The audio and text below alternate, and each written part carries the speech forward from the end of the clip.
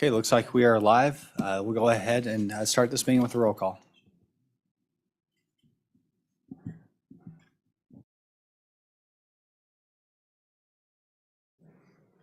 Senator Furphy? Here. Senator Cole? Present. Senator Pappas?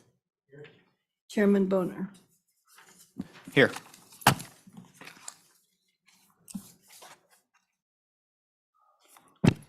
Okay, looks like we have a quorum. The only bill for our consideration is Senate File 160, sponsored by Senator Case. So welcome to Senate Transportation, sir.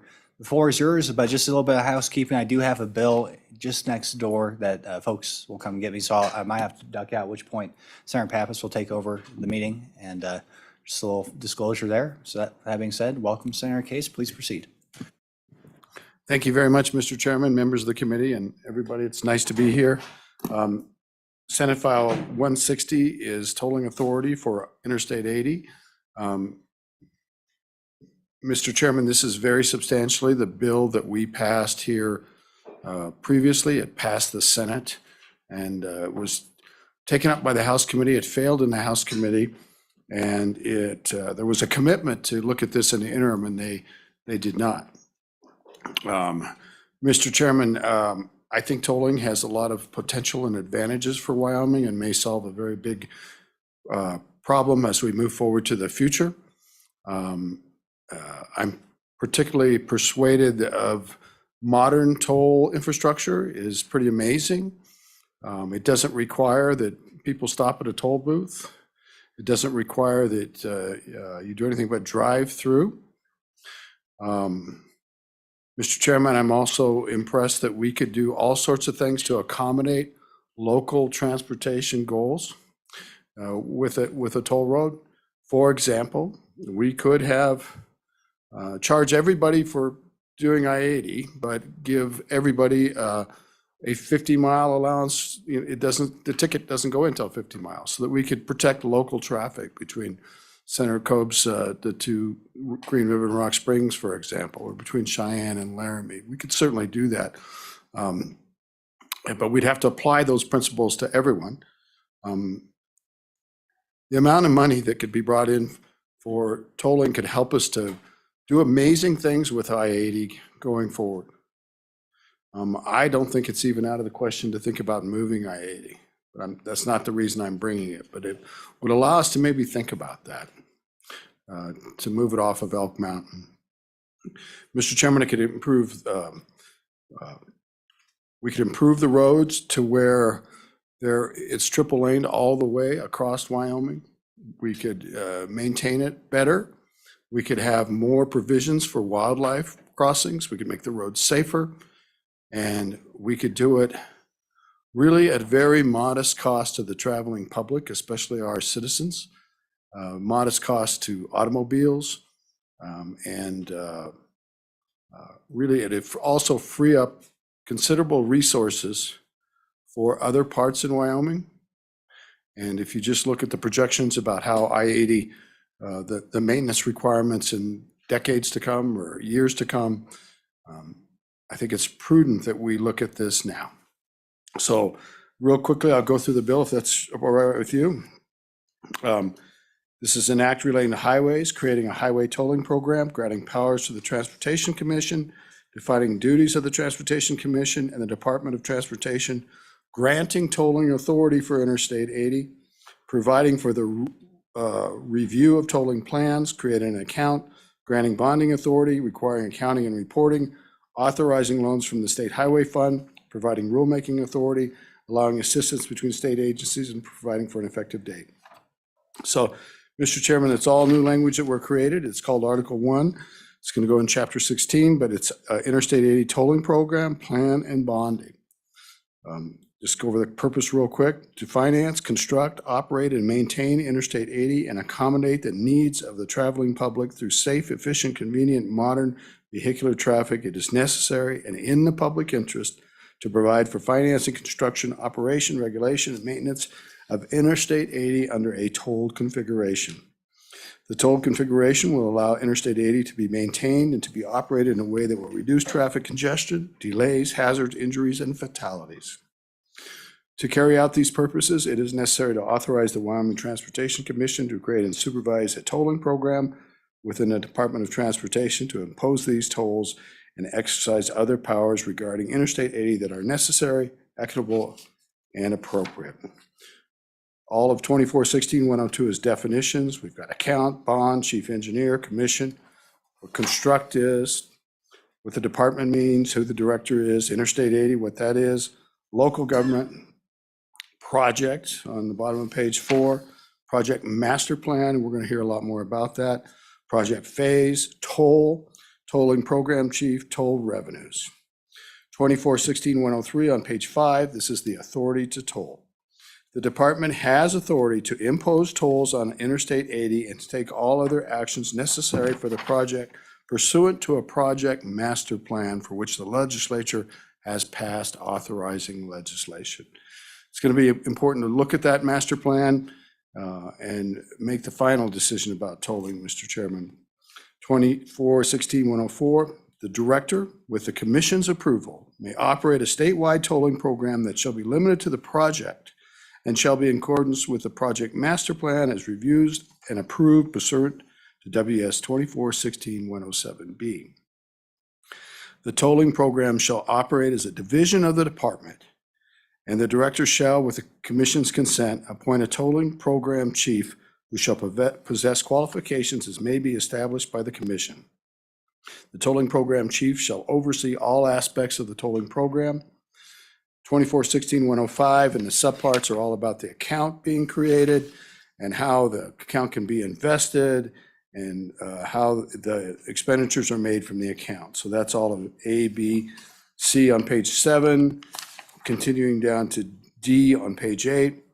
But this is the commission shall have authority on D to approve the expenditure of monies from the account for the project. The department may expend monies in the account to pay for principal on bonds as the bonds mature or are redeemed, to fund the administration, planning, financing, construction, operation, maintenance, or repair of the project, and for the acquisition of land within the Interstate I-80 corridor required for the project.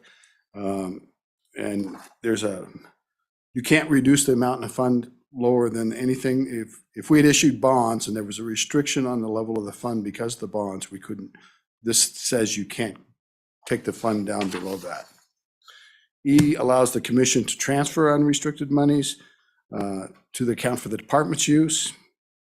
And F, once the department has paid the costs of constructing the project, including reasonable and prudent contingencies, paid all debt service on all bonds issued to finance the project, and reimbursed the state highway fund for any state highway fund monies transferred to the account under this chapter, plus interest, the commission shall recommend to the legislature to adjust the initial toll rates on the project so that toll revenues are as close as reasonable possible to the amount required for the ongoing operation, maintenance, and necessary replacement of the project. Excuse me, Mr. Chairman. So you can see we're looking at possibly at a scenario where there are 2 levels of tolls. There would be an initial level that would allow the project to be completed in a rapid manner, and then some kind of sustaining ongoing. 2416-106 on page 10 requires the commission to recommend to the Joint Transportation, Highways, and Military Affairs Interim Committee the initial toll rates consistent with the project master plan and federal tolling requirements, and such that Charlie Scott will love that such. You leave that such in there and get it up and see if you can find it. That'll be good. Be a nice job for him. And federal tolling requirements, and such that the department can pay for necessary reconstruction and maintenance of Interstate 80 corridor and administrative expense.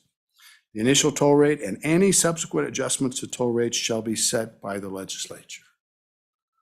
It's important. Comes back, it's this committee. It's going to be instrumental in that. If recommended or required under an approved project master plan, subsequent rates may be set by the legislature to generate revenues necessary to fund any impact assistance program available to local governments. 2416-107, Toll Highway Master Plan. The department shall develop and submit to the commission a project master plan that includes goals for the project, physical project description, construction phasing, tolling approach and toll rate structure, which would take into account, among other considerations, the impacts of different vehicles on the road surface. Operation and maintenance plans, toll revenue projections and financial plans, recommended civil penalties for failing to pay a toll. I think we might get rid of this section, Mr. Chairman, and just have sharpshooters out there, and if you don't pay, we just joking, Mr. Chairman. Romanet 8, identification of persons or entities exempt from toll requirements, like emergency vehicles or however you want to do that. This is one I was talking about earlier, Romanet 9, consideration of a free minimum travel distance available to all traffic. Maybe it's 100 miles a day. I don't know what it would be, but it would really accommodate local traffic and local commerce and minimize impacts on Wyoming people. 10 was the result of a study of potential impacts of tolling on Interstate 80 to communities along Interstate 80 and the feasibility of establishing a program that would provide impact assistance, if appropriate, to local communities. The application of criminal and traffic regulation laws to the project, the provision of any law enforcement and courtesy patrols for the project, a public outreach program. Romanet 14, I think this is really kind of important. It's plans for improvements to wildlife migration and traffic safety. So it's good policy to not have animals wandering around on I-80. On the other hand, the means of keeping that from happening often mean that the migration corridors are blocked. And we've learned a lot about how migration is really important. And if you can think of the fact that this one time was a very big open country, and it's still pretty big and open, but that migrating animals could go north to south very easily. And now I will commend the department. They've done a lot to make crossings available and to fix up underpasses and make them like crossing light. But potentially we could really undertake some significant projects in the wildlife crossing area. Romanet 15, any federally required information on federal considerations that may be relevant to the project. 16 is a catch-all, any other information necessary. And Part B, once the commission approves a project master plan, the plan shall be submitted to the Joint Transportation, Highways, and Military Affairs Interim Committee for consideration. That's you. The department shall also submit the plan to the Federal Highway Administration for their approval. 24-16-108 is commission powers. They have the power to direct the department to develop the master plan, to issue bonds, to make recommendations about the tolls, to establish and collect fees, to acquire a property, to acquire rights of way, to enter into contracts and agreements, to employer contract, to plan, acquire, and operate and maintain the project, construct, maintain, and operate stations of stations or electronic means for the collection of tolls from the project as required by an approved master plan. You know, in my day, I worked for a lot of toll roads and tolling authorities that were looking at right-of-way issues with communications and to put in variable message signs and all this stuff. It's amazing now that none of them have toll booths anymore. There's a few in the east, but like E470 is the perfect example. You know, their climate probably is not as severe as ours, but it works pretty darn well. The calculations that we have for Interstate 80 actually are quite a bit less than what it costs to go like E470 from the airport up to I-25. I mean, it's comparable for giant stretches. So I'm always impressed that they find me and send me a bill, you know. And if you have like one of the little transponders, used to be called Easy Pass. I think there are different names for it. You can get a discount. It's very easy. You know, it could be really user-friendly. So that's the electronic means. And then Romanet 12, to set and adopt on an annual basis a budget. Romanet 13, the authority to restrict specific vehicles from driving in designated lanes within the project based on the project master plan. This will appeal to a lot of our citizens. You know, if I-80 were open today, and I would have a choice between going home on I-80 or I-25. And I-80, I frequently just, the truck traffic is so oppressive there. And I'm always worried about getting squeezed in trucks. We could literally move to a system where there is a free lane for automobiles and heavy trucks are restricted to the first 2 lanes. Provide some traffic separation, make it safer, make it more convenient. So I think that would be a great thing. I would pay for that. I would definitely pay for that. To contract for and accept any gifts, grants, or loans of property. And Romanet 15, upon issuance of the bond authorized by this chapter to report to the state treasurer in such form as the treasurer may require the terms of all bonds issued, including the maturity, And then here's the reporting requirement in Part B on line 7. Not later than September 1st, 2023, and not later than September 1 of each year thereafter, the commission, through the department, shall present a report to the Joint Transportation, Highways, and Military Affairs Interim Committee and the Joint Appropriations Committee. The report shall include a summary of the project's activities for the previous year, statement of current toll rates, a summary of the status of any current construction or other development of the project, statement of the project's revenues and expenses, a summary of the results of the evaluation of the project conducted by the department, and any recommendations for toll rate or other modifications to the project master plan. 2416 and 109 is rulemaking authority, and 2416-110 discusses the bonds and the bond proceeds and any restrictions on the bonds. This is very standard language. So I'm not sure that I need to go through it, but I'm happy to if you wish. And then 2416-111 on page 20. These bonds are only secured by a pledge of revenues of the project. And they don't look to the general fund or the other parts of state government. So basically, we issue revenue bonds on future toll revenues. They're not a general obligation of the state of Wyoming. They're only good against the revenue. More about pledging the bonds. So the tollway would be tax exempt. It makes total sense. The bonds are legal investments for any entities that would do that.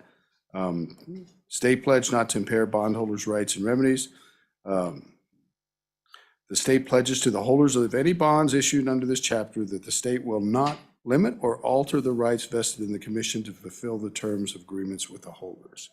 So once we have issued bonds, we need to pay attention to what the rights of the bondholders and not pull the rug out from underneath them.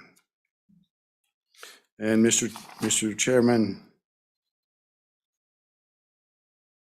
they can get assistance from state agencies. And then section 2 is the amendments within the state highway fund 241119. You can see there's an exception on page 24, lines 16 and 17. Except for bonds issued pursuant to this section, it is provided that this is existing language says that 75% of the amount of any bond issue shall be apportioned and spent in each county. This creates an exception for that from our bonding requirements. That exception, I already did that one. 248101 separates these bonds from anything else, lines 12 through 14. Bonds issued under this chapter are separate and distinct from bonds issued under WS 2416-110 for the purpose of Interstate 80. So that's a bill, Mr. Chairman. I'd be happy to answer any questions. It is, it's almost exactly the same as last time, except for last time we didn't have it quite as clear that the master plan would have to come back for approval to the legislature. I think that's clear now. So, thank you, Mr. Chairman. Happy to answer any questions. Thank you, Senator Case. I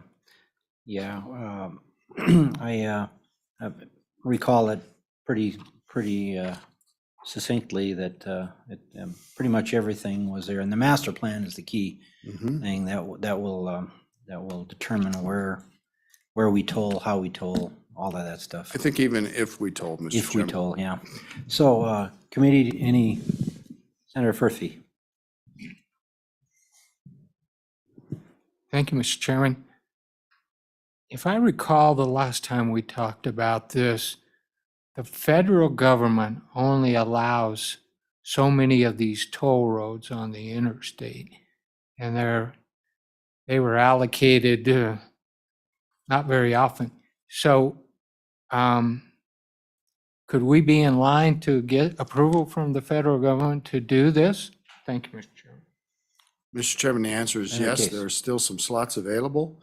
I think the department would be able to answer that and give an answer that's more specific. But we still can apply for and approve, get approval under the slots that were available. It was before COVID, so not much help happened since COVID. So my understanding, there's still a slot available, and we can apply for that. Yeah. And Senator Furphy, if you recall the conversation last year, it's a long process, and there's many hurdles to that process. If I recall, it was like 9 years long.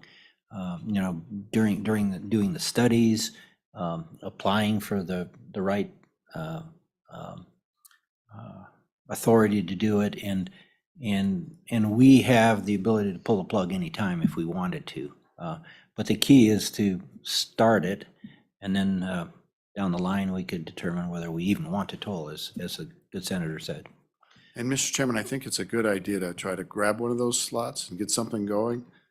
And I would hope that people were on the fence say, well, maybe we should look at a master plan and get a feel for this, what it really means.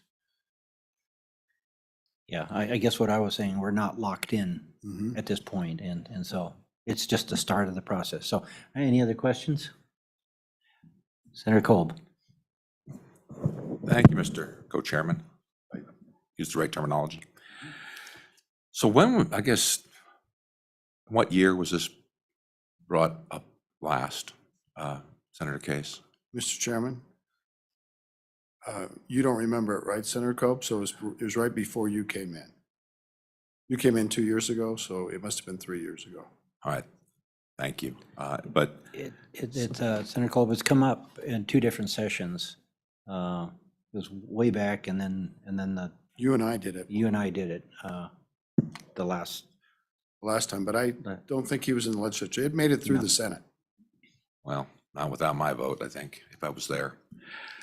So my question about this is really this, is that, this is it seems to be a skeletal framework for a proposal. It outlines a bunch of things that could happen and may not happen. I think the holes in it for me, and maybe you could help me answer this, is I'll tell you, if they were going to toll between Rock Springs and Green River, there'd be a rebellion. Okay, that is the road between those two areas. So I don't think that would be a problem. And then to boot, when people travel into, say, Salt Lake, which are part of of Wyoming, a lot of folks do that. So I don't want to hear that we could do something, I understand it's all possible, but there's nothing factually written down here that says anything about that. It's a proposal. And I'm not going to say it's a terrible proposal. You put a lot of work into this, but I just am very concerned that there's no numbers attached to anything, like how much is the toll, what will be actually improved, what we do when people travel out of state, how can we deal with that with the Interstate Commerce Clause, and then somehow give an exemption for that. I don't know, but I think I would certainly like to hear what you thought about that, Senator Case. Thank you. Mr. Chairman, I don't think we could ever have tolling in Wyoming if we didn't give a generous local travel allowance. And that wasn't really feasible to do in early versions of people thinking about tolling, because you had to go through toll booths and where those toll booths were. And but now it's done by electronic means, and you can figure out a way to give a mileage allotment to everyone. It has to be to everyone, or we do violate interstate commerce and Federal Highway Commission rules by treating people different. But if we treat everybody the same and give every vehicle of, or every vehicle of a particular type, however it comes about, a free allowance. 100 miles is free, just to pick it, per day. Then, and we apply it to everyone, and we readjust the toll rates accordingly to get the money we need. That's what solves the local commerce problem.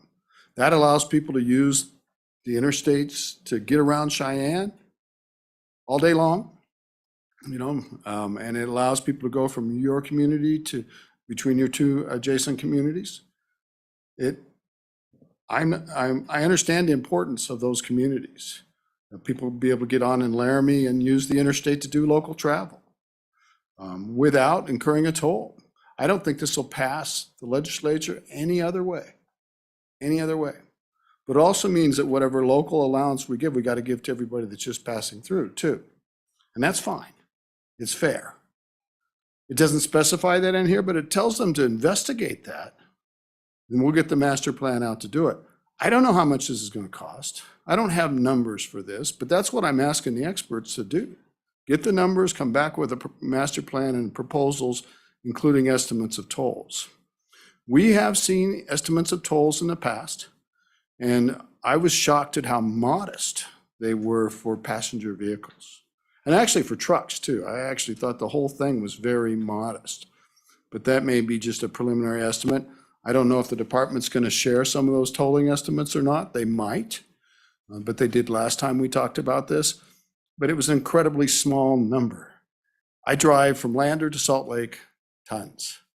I always take the LaBarge Road cutoff and get on there at milepost 83 or something like that, and drive that distance to Salt Lake. I think that's the best way to go.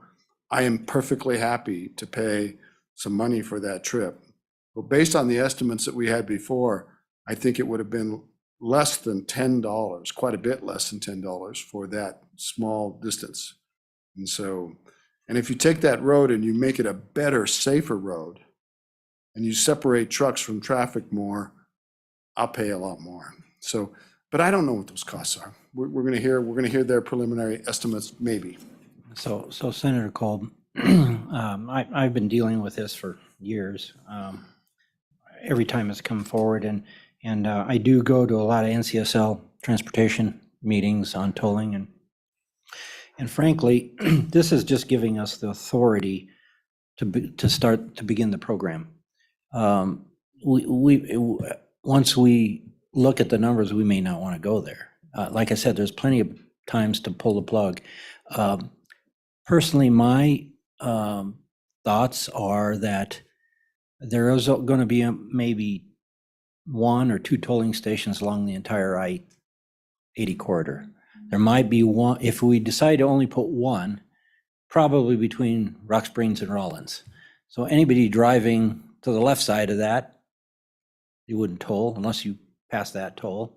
And anybody driving to the right side, to the east side of it, going to Laramie, Rock Spring, Rollins to Cheyenne, none of that would be tolled. And if you look at all the other secondary roads that feed into I-25, or excuse me, I-80, you will have less diversion if you put that one there. If you put 2 of them in, maybe you put it just east of Rock Springs, and then one between Rock Springs and Laramie somewhere. That's all going to be worked out in probably a couple of years. I mean, it'll take a while to get this master plan done, and the numbers will then come back, and we can say yay or nay. But without allowing them to actually put the plan together, we'll never know. So, but the intent is never. I don't think a mileage allowance is. I think the administration on allowance is too much work. I think you just put a couple of tolling booths, 1 or 2 tolling booths in, and if the vehicle passes, you get charged. So, but again, the plan will figure that out, and it will be brought to us for ratification. If we don't like it, we won't pass it.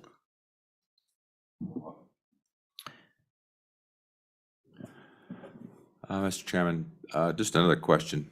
Senator Case. I just say in a really broad sense, the issue I'm talking about really is interstate travel, okay? And it's going to involve people in my area representing 400 miles in a single day. Got 200 down, 200 back, which is common.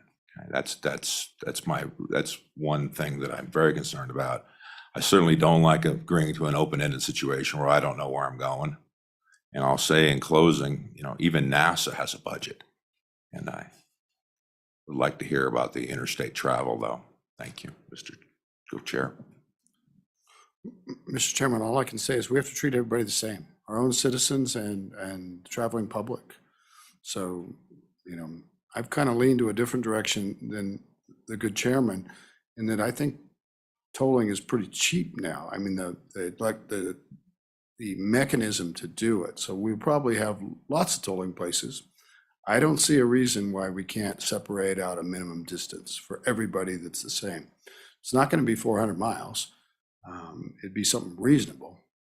But I think Wyoming people are willing to pay for a better Interstate 80.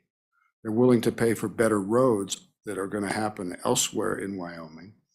And despite the rhetoric of this session about cutting taxes and things, Mr. Chairman, we're going to have a hard time sustaining the budgets as our coal production goes down. And it's not clear that our natural gas production will continue to increase or that the prices will continue to be up.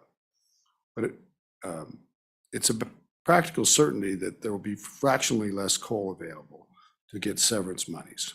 So how are we going to fund this? We don't seem to be willing to levy property taxes. We can do more fuel taxes. That becomes difficult as the nature of the vehicle fleet changes, and we've all struggled with the electric vehicles. You guys have brought forward a proposal. Maybe it wasn't, I don't mean to be insinuating that, but we actually begin to monitor vehicles and the miles they travel and begin to charge that way. That's a heck of a lot more intrusive than getting on a toll road and knowing that you're going to pay for that for the next 100 miles, and it's going to cost you $4.32. And that they're going to mail you a bill, or that you got this little responder that takes care of it automatically. And at the same time, you get a better road, safer road, and trucks out of your lane. I'd pay for that. And I think our citizens would too. Committee, further questions? Okay, thank you, Senator Case. Thank you. Could we have the department well, typically we want to talk to agencies first. So, Director?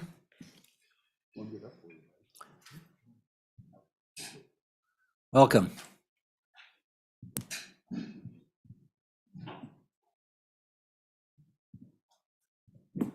Thank you, Mr. Chairman, members of the committee. For the record, Luke Reiner, Director of YDOT, and with me is Mr. Keith Fulton, our Assistant Chief Engineer for Planning. I think we did bring down a handout. Can I maybe confirm that you do have it? It's fairly short. Thank you. And I thought what would be helpful, certainly Senator Case laid out, the vision of tolling I-80. And in this case, we're talking about only tolling I-80. But what I thought would be helpful for us is to talk about how that generally works and what it takes, if the body says, go forth and do this, then what is our task at the department? And so if you look at the first page, I would just remind everybody that typically you may not toll federal highways. It takes special permission to do so. And there's different ways to toll. Most tolling programs, really, you decide, hey, we're going to put in a toll lane, and you toll for that lane. And the rule is that you have to have as many untolled lanes as you did before you put in the tolled lane. That's not what we're talking about here. What we're talking about here, you can see on the page, the official term is the Interstate System Reconstruction and Rehabilitation Pilot Program. But in reality, what the short term for that is toll to maintain. And it is a unique provision in federal law that would allow a state to do that. As Senator Case pointed out, there is slots that are available to do that currently. The application is rigorous to go through there, and you can see the list of really requirements on about the middle of that first page. But the first one is the most important, and that's the authority to toll. The authority to toll certainly comes from the state legislative body, and that's requirement number one. And then you can see the rest of the requirements, which would really occur after the tolling authority. You know, things as, hey, you've got to make sure that you consult with the metropolitan planning organizations in the state. On the case of I-80, there's only one at Cheyenne. Certainly, you've got to define what the corridor looks like. You've got to work through a bunch of financial analysis and certainly talk about how you maintain facilities. All of the toll revenue that's received in this program must go back to the tolled facility to maintain it. In other words, if you collected toll on I-80, you cannot divert it to I-25 or Highway 85.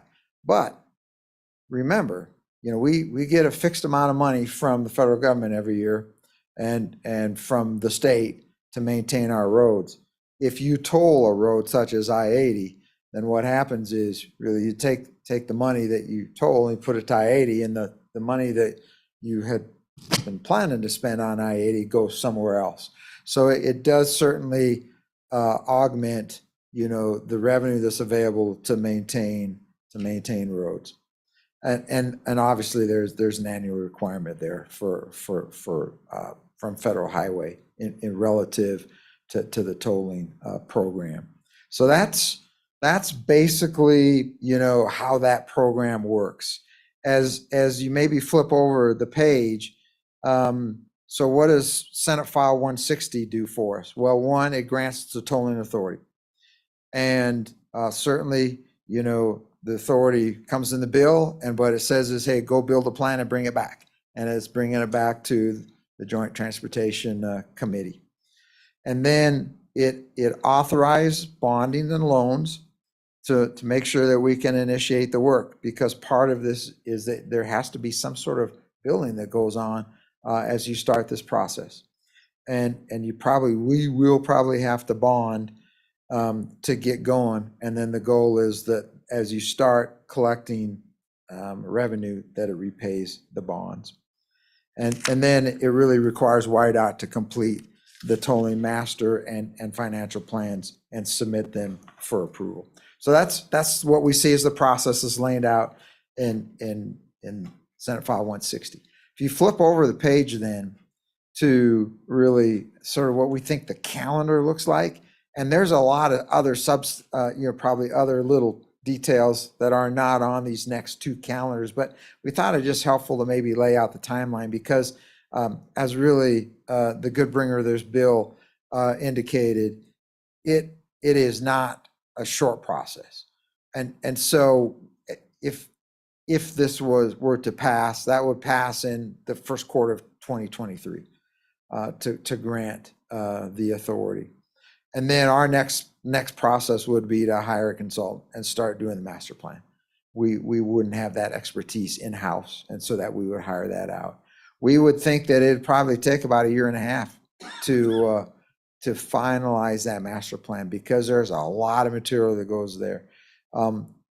We would expect to see town halls up and down the I-80 corridor. We expect to see synchronization across the board. And then you can see the rest of the details where it would be submitted back to the Transportation Commission, approved, and then submitted to FHWA for their approval. Really, we would anticipate somewhere in the fourth quarter of 2025. So that's the length of time we think is just getting that plan ready. And then if you flip over to the next page, so you see really the first quarter, or correction, the second quarter of 2026, we think we'd probably, you know, get this all lined up with Federal Highway. You know, you certainly have to start the setup of the tolling programs. Once you set it up, you have 3 years to get this thing done. With the potential, if you've made significant process, to request a 1-year extension to 4 years. And we would, you know, if you gave the nod or the requirement to our department, we would anticipate then under this timeline that we should have the ability to begin the tolling program in 2030. So that's, you know, basically 7 years to go from start to where we're done, with lots of intervention points along the way. If you flip over the page then, and Senator Kolb, this probably goes to one of your questions. This is not current data.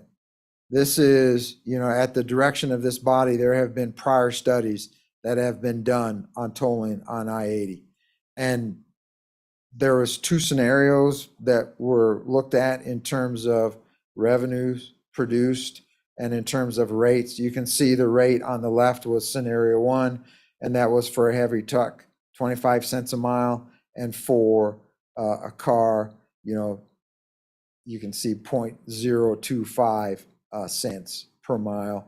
And you can see there the revenue that's created, and that's revenue over 29 years. So it's which, you know, sort of asked, well, why 29 years? And the answer was, hey, this study was done a while ago, and that's what they decided to do. But the interesting thing, and the chairman actually pointed this out, is there's always this issue of diversion rate. And so there's always this calculus of, hey, if you charge to run on the road, will specifically trucks go on a different route? In this case, it'd be I-70 or I-90. And, you know, it's a best guess on that. And, you know, some people will say, you know what, why would you go drive through the mountains on I-70 when you could pay, you know, to drive across I-80? And I-90 is typically seen as pretty far north. But you can see the diversion rate that those individual consultants used in that scenario. That rate is in line with other rural states. If you look over on the right, then you've got the scenario 2 for a rate, and that's, you know, 10 cents a mile for a truck and 1 cent a mile for a car. So to put that in perspective, on I-80, basically it's 402 miles across. So it's $40 for a truck, $4 for a car to go from the east to the west. To the bringer of the bills discussion, I concur with that, is one, and we talked about this 2 years ago at length, was the requirement to really have some concept of, hey, there's some free mileage on the road. And his point about you have to treat everybody the same is exactly correct. Federal law and lots of actually history of lawsuits across this nation of, you know, individual entities deciding not to follow that guidance. You can see what the revenue is there under that scenario. The diversion rate is listed as less. And part of what you see in Senate File 160 is this concept of, hey, we got to pay attention to the diversion rate. We may need to help communities if that indeed occurs. Mr. Chairman, I think if we flip over to the next page, then, you know, if you know, tolling authority is granted and we get into this business of making the plan, there's some things that, you know, we're going to have to consider, which I don't think we could answer you today. In fact, I know we can't, because we have these concepts, I think, in our mind. But I think you got to really sit down and walk through them on what this looks like. And that's part of the process of planning. So one of the big questions is, where do the toll booths go? And today I would tell you, you know, I don't know. I have a concept in my mind, but it's a concept that may not pass muster when you sit down and say, hey, let's put all these options on a piece of paper and let's see what it does. Because I think the guidance comes from the bill in terms of, hey, listen, this has got to be a statewide solution. We've got to be able to take care of locals. We have to take care of communities. The goal is to take care of I-80. And so there's a lot of different issues that show up there. Toll rates certainly are part of that equation. You sort of got to think through this diversion rate issue. Certainly there's a lot of discussion with businesses and communities. And the whole issue is, you know, hey, who gets to pay and who doesn't pay? Mr. Chairman, that's maybe, that's a pretty quick look at a 7-year process. I think the other thing, and this would be, I think we just, maybe to simplify it, handed out a timeline that looks like this. And I think we've probably already talked it, but this, I sort of liked it on one sheet of paper going from 2023 to 2030 and with some of the bigger provisions on there. Mr. Chairman, let me see if Mr. Fulton has anything to add to the details that we talked about, and then perhaps we stand for question. Mr. Chairman, Keith Fulton. No additional comments. I think the director addressed it well. There is several different tolling authorities. As he mentioned, is adding the lane, but you always have to keep the free lanes open. And the other one is this pilot project. And so some of that would be also looked at, is if there's a better plan that maybe would fit us better. Thank you. And one thing I might add from, from our past discussions, and it wasn't on your timeline, but the authority of us to go forward, there were a couple of points at where it have to come back to the legislature to continue approval. It's not on your timeline, but the issue is if we pass this bill now, we're authorizing the authority to toll, so that because the federal government won't even give us one of those slots if we don't. But at some point down the road, after we see what the details are, and you know, we or the public or they may come to us and say, you know, it's not workable. Or the department may say, you know, we thought it was a good idea, but it's not. And so there has to be built into the process points where the legislature can say, nope, we're going to pull the plug. We're not going that way. So while that's not on your timeline, I know that was discussed, and it's an important factor that the legislature has the ultimate yay or nay say on whether we do this or not. Mr. Chairman, thank you. I think our intent had been to show in the third quarter of 2025, the timeline of bringing it back for approval. And according to the current bill, it shows it's really in 107 that we would bring it back to the Joint Transportation Committee for approval. And so that's where we had thought we had put it on the timeline. Yeah, but ultimately, it's not just this committee, it's the legislature. So it would have to go, I think, in front of the whole body. I mean, I don't think we, as a committee, can yield that kind of power. Okay, any further questions? Senator Kolb. Thank you, Mr. Co-Chair.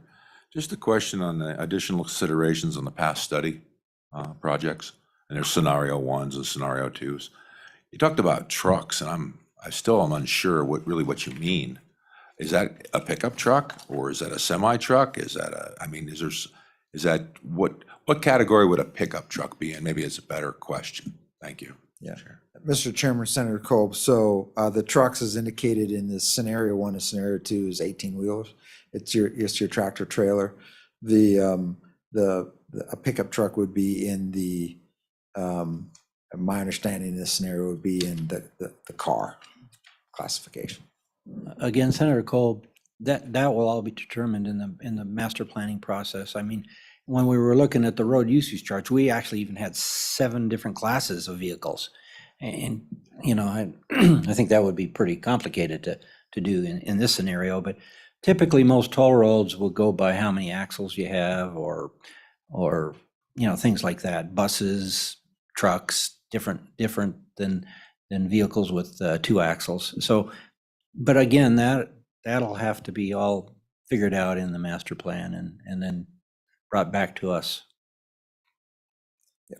Mr. Chairman, I would concur with that. Senator Furphy.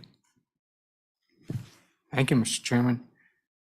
Well, if we sign off on this legislation, do you have an estimate of what it's going to take to hire a consultant to start the master plan and do all of that? Mr. Chairman, Mr. Fulton. Senator, we're thinking probably about $1.5 million to $2 million to create the plan.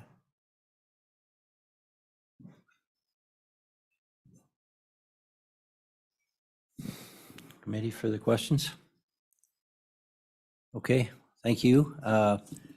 We don't have any other agencies out there, so I'll open it up to public discussion, public comment.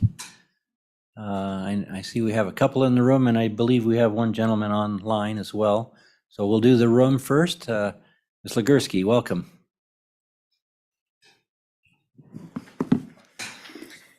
Good afternoon, Mr. Chairman and members of the committee. I'm Katie Legursky, Director of the Associated General Contractors of Wyoming. Our members are the ones that build and maintain the roads, highways, and bridges. And trust me, we know better than anyone the conditions of our roads throughout Wyoming. Wyoming has a state highway system valued roughly at $5.6 billion, and we spend roughly 10% per year maintaining it in its current condition. Roughly 73% of YDOT dollars are being spent on Wyoming's highway system, which consists of roughly 7,700 miles with 1,959 structures on it.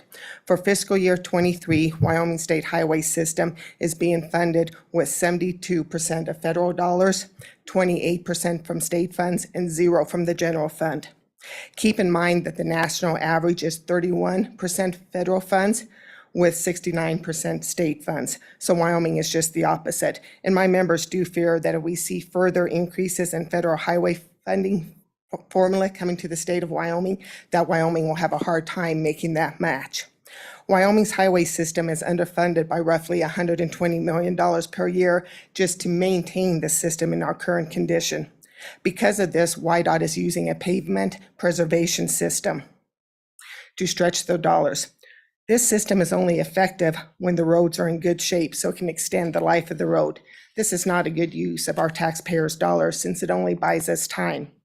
Timely maintenance is the key. For every dollar not spent on timely preventive maintenance, $4 to $8 will be needed for a complete reconstruction in the future. The Associated General Contractors are supportive of tolling I-80. With collecting a user fee for traveling on I-80 and spending that fee back on I-80, it would free up dollars to spend on the other road, bridges, and highways throughout the state of Wyoming. Did you know that driving on Wyoming roads costs Wyoming motorists $151 million per year? That's $356 per driver per year in the form of additional repairs, accelerated vehicle depreciation, and increased fuel consumption and tire wear on everyone's vehicles. From 2015 to 2019, 638 people died on Wyoming's highways. That's an average of 128 annual fatalities. Wyoming's traffic fatality rate is 1.44 fatalities per 100 million vehicle miles of travel, which is higher than the national average of 1.11. A 2017 AAA Foundation for Traffic Safety report found that for every $100 million spent on needed roadway safety improvements would reduce the number of traffic fatalities by 44 and serious traffic injuries by 760 over a 20-year period. That's quite a bit. In closing, roads and highways are the backbone of our economy. Wyoming motorists travel 9.6 billion miles annually, and we move a significant portion of the $68 billion dollars worth of commodities shipped to and from the state of Wyoming each year. But the conditions on Wyoming's system is deteriorating at an alarming rate. As the need for our transportation improvements far outpace the amount of state and federal funding that is available to maintain and improve our roads. Therefore, we stand in support of tolling I-80, and I stand for any questions. Thank you, Katie. Committee, any questions for Ms. Legursky? None? Thank you. Thank you. Further comments? Come on up, Sheila.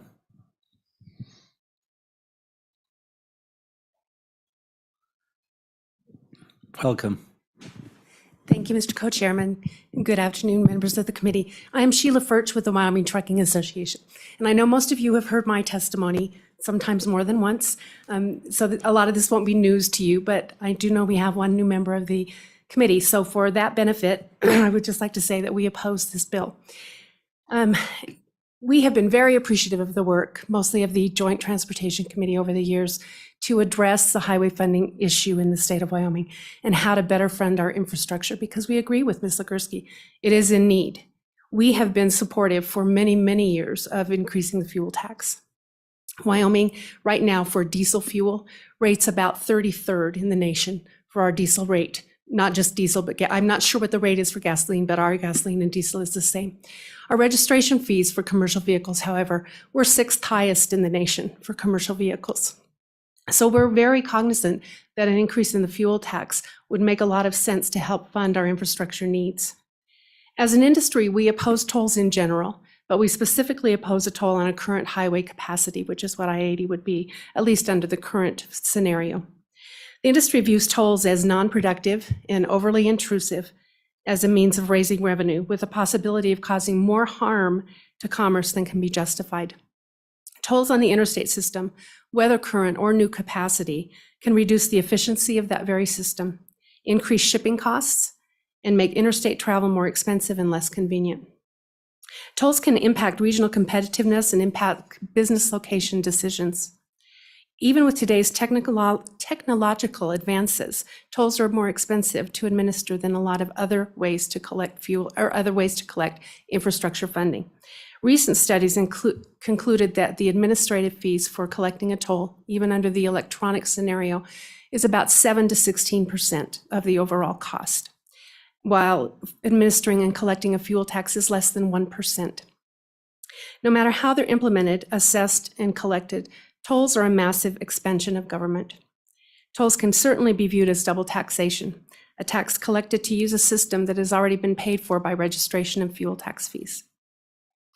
We also have concerns about the impact of diversion caused by tolling.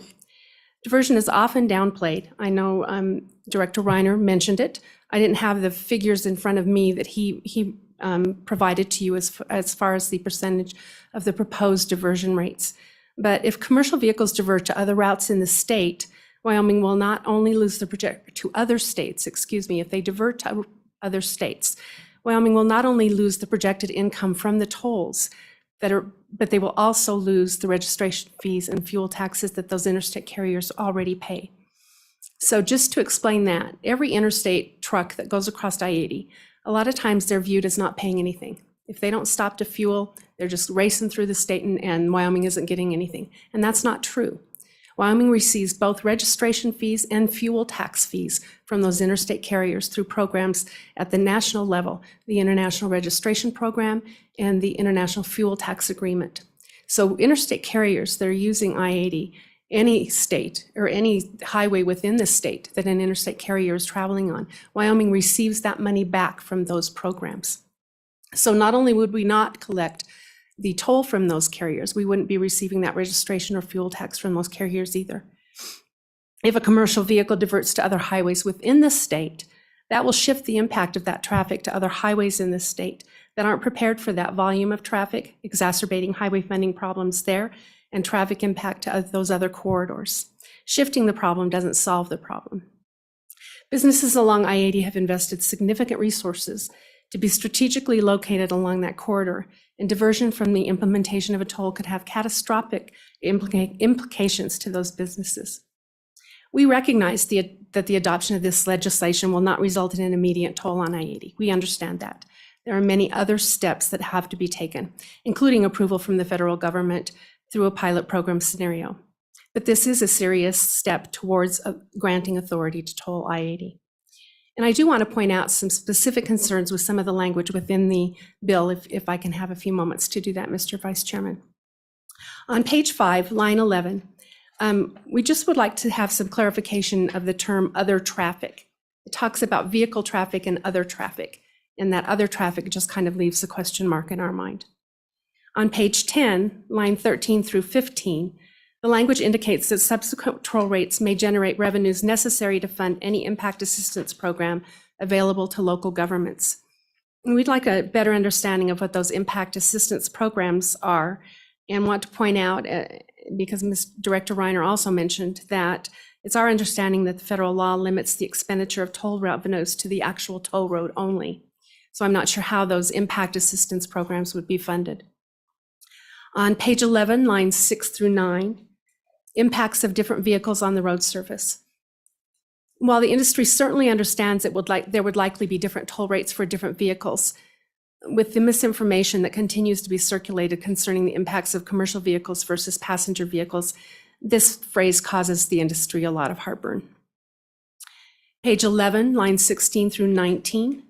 While we don't disagree that fines should be applied to the project, is that even possible at this point? Currently, other traffic fines don't go to the highway fund. They go to education. Page 11, lines 21 and 22. This language causes concern depending on what the criteria for an exemption is. And I do know the sponsor mentioned possible exemptions for emergency equipment, that type of thing. We just want some clarification on that. And we understand that a lot of that would be fleshed out in the master plan as well. But anytime we see the word exemption, causes us a little bit of concern, and we want to know what we're talking about. The next one is page 12, lines 1 and 2. Again, we would like some clarification on providing consideration for free minimum travel. This appears to be an effort to address exempting local travel with a creative twist in hopes of not violating the Commerce Clause. And we're certainly more interested in learning how that would happen. Page 12, lines 4 through 8. Similar language has been in previous bills, and we don't disagree that this would be helpful information. But we'd certainly, again, like some clarification on local impact or impact assistance to local communities. Is this an attempt to provide assistance to local government or local businesses that have been negatively impacted by the implementation of a toll? And again, how would this be funded? Excuse me. And lastly, page 15, lines 15 through 7 gives us pause. Restrictions, as outlined in this language, have the ability to require certain vehicles to use the toll lanes with no alternative choices available to them, and that's just not acceptable. Mr. Chairman, in closing, in 2020, the trucking industry in Wyoming paid approximately $232 million in state and federal highway taxes. The industry paid 64% of all of the taxes owed by Wyoming motorists, despite trucks representing only 18% of the vehicle miles traveled in the state. A typical 5-axle tractor semi-trailer combination in Wyoming pays $6,838 in annual state highway user fees and taxes, plus another $8,906 in federal highway user taxes fees on an annual basis. And I'm happy to stand for any questions, Mr. Chairman. Thank you. Committee, questions? Senator Furphy. Thank you, Mr. Chairman. Let me ask you about if we exempted all Wyoming truckers, they could use the interstate and not have to pay a toll. But of course, outside of our state, all the other truckers pay the toll. Can that make you more competitive and be an advantage to you in our state? Thank you. Mr. Chairman, thank you. Senator Furphy, to begin with, that wouldn't be possible because you can't treat intrastate carriers differently than you treat interstate carriers. That would be a violation of the Commerce Clause. So that wouldn't be possible under any tolling situation unless you wanted a lawsuit, because there certainly would be one coming from the industry because it does violate the Commerce Clause to treat intrastate versus interstate carriers. And I know the sponsor is being very cognizant of that and very sensitive to that issue. But that's a scenario that has gotten many states that have tried to implement tolls into trouble because they have tried to come up with different scenarios that would not impact their constituents, which include the trucking industry. Yeah, so the ISRP plan would not allow that. Federal government would not allow that. So, further questions? Thank Okay, you, Mr. thank you. Chairman. Is there any further testimony from within the room here? Okay, can we let in, I believe we have Mr. Tony Gagliardi. Okay.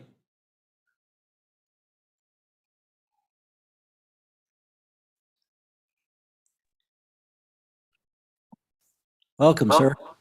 Thank you very much, Mr. Chairman. My name is Tony Gagliardi. I'm the Wyoming State Director for the National Federation of Independent Business. I'm speaking to you today on behalf of 2,700 Wyoming small business members in opposition to Senate File 160. I've appeared before you all on numerous times regarding this issue, both in the legislative sessions and summer interims. As you know, or you might not know, as state director, I don't have the luxury to pick and choose our issues and whether we support or oppose issues. That process is done with our membership. We use ballots and surveys. Our membership in a survey done on this bill oppose any type of discussion or any type of tolling by 64%. We feel that a new program will create more burdens for small businesses around the state that utilize the interstate and other highways for transportation. Through tolling I-80, it would incentivize truckers to take alternate routes that are not tolled, creating a detrimental economic impact on small businesses through truck stops and other measures. It's been said that toll roads are literally a monopoly that is sanctioned and protected by the state. State citizens and other highway users have no channel to influence toll road management and pricing decisions. Upgrades and improvements to any highway viewed as competing with the toll road are likely to be postponed or ignored. Unnecessary congestion, under posted speed limits, and arbitrary enforcement of alternative roads are silently condoned by transportation officials and elected officials. We believe that any discussion on tolling or any possible move to tolling I-80 is socializing travel across the corridor. And I will close there and offer to answer any questions. Thank you.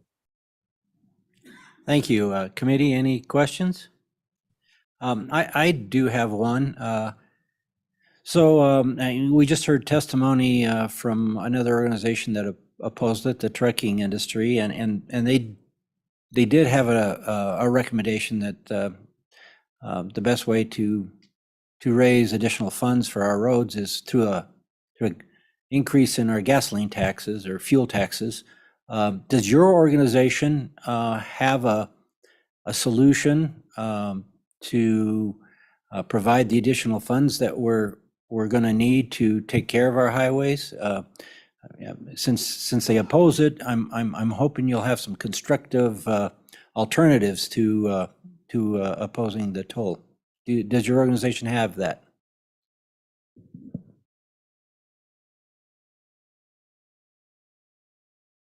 Sir, could you unmute your microphone?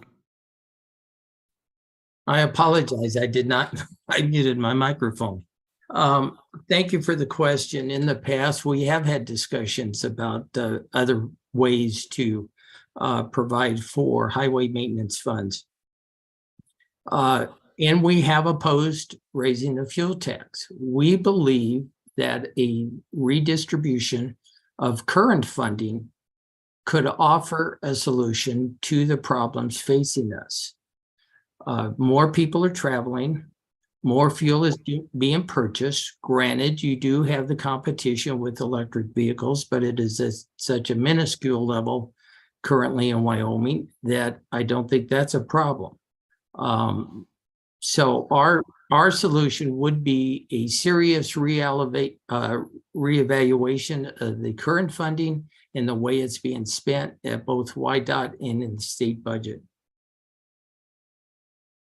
So then, as I understand, you would propose to raid other agencies, say schools or healthcare, in order to fund our roads and highways?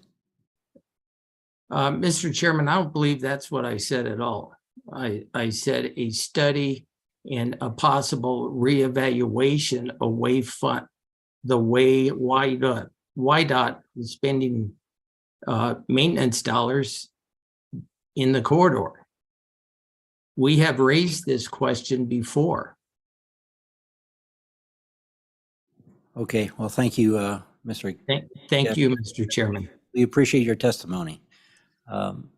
Is there anyone else online? No one? Okay, thank you. So at this point, we'll close public comment. Committee, what's your pleasure?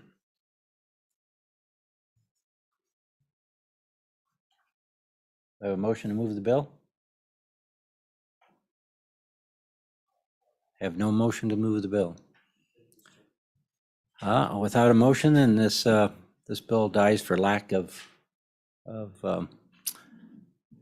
interest.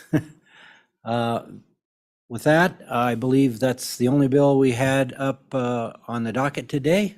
So we'll adjourn this meeting. Thank you.